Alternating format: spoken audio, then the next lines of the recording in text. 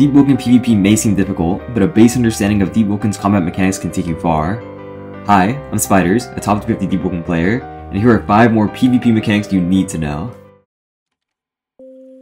The first mechanic we're going to begin with is one that's gained quite a lot of popularity recently, and that is slide casting. Slide casting is a mechanic where after using a mantra, you can press Ctrl and slide, giving you a large boost of speed while casting the mantra. This can be done with most mantras, however it is not effective on all. Also, it is highly recommended that you run a Congress clustering to use this mechanic, as it makes you slide significantly further, and in turn benefit much more from this mechanic. Slide casting can be helpful for landing a mantra that may have otherwise been out of range, or positioning yourself better during the casting of a mantra. A category of mantras that I'd specifically like to mention with slide casting is guard break mantras. Most guard break mantras have a slow windup and are very close range, meaning that a lot of the time, especially when your opponent is S-holding, you'll simply just miss the mantra. However, with slide casting, you can quickly dash forward to your opponent and significantly increase the chances of your mantra at least connecting with your opponent and forcing a response, rather than hitting air. Slide casting can also be used defensively, such as with Equalizer to avoid being hit during the end lag, or Flame of Denial to prevent yourself from being stuck in one place during the animation. This mechanic can also be further boosted by being on ice, having Warden Radiance, and increasing your passive agility. If you're an attunement user, I definitely recommend you try out this mechanic, as it can provide a unique benefit to your gameplay. The next mechanic I'd like to mention is Daze. Daze is a status effect where you are significantly slowed and not able to roll. Daze can be applied through a wide variety of means, including Showstopper, Dazing Finisher, Stifle Jump, Flourishes into walls, and more. Because of the large variety of ways to apply Daze, Daze is a fairly common status effect and worth taking the time to learn how to take advantage of. Virtually all builds have multiple ways to take advantage of Daze, however some are more effective and straightforward than others.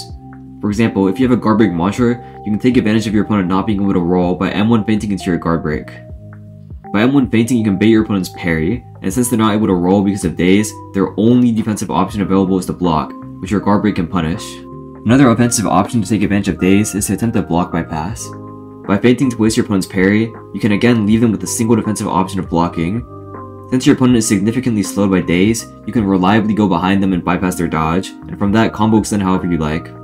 These were just a couple ways you can take advantage of Daze, but there are many possibilities depending on your build, so don't forget about this mechanic. Another useful mechanic to take advantage of is uppercuts. Uppercuts have sort of a weird position in the game right now, as its effectiveness is very weapon dependent. For one, because of uppercuts' fast speed, uppercuts work very well as a mix-up in parry trades on medium, and especially heavy weapons in particular, however not as great on light weapons.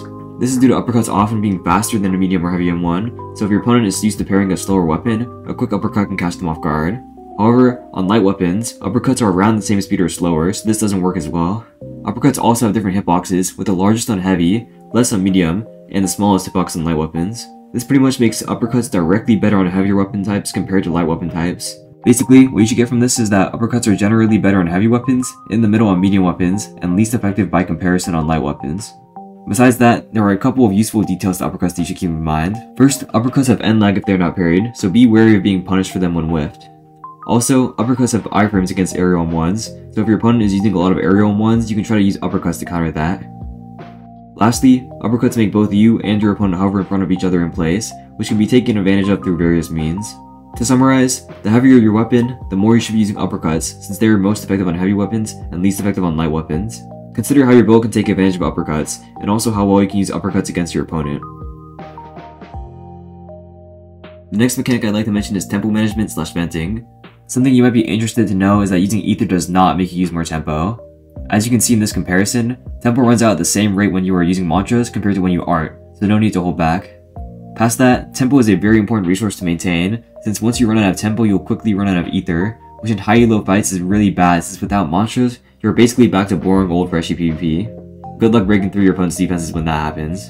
However, besides their addition, there are many ways to counteract this problem. Landing M1s gives you tempo, so try incorporating more M1s into your combos if necessary. You should also try avoiding venting too often if possible, since although it can protect you from taking damage, it can lead to you taking more damage if you run out of tempo and in turn run out of ether.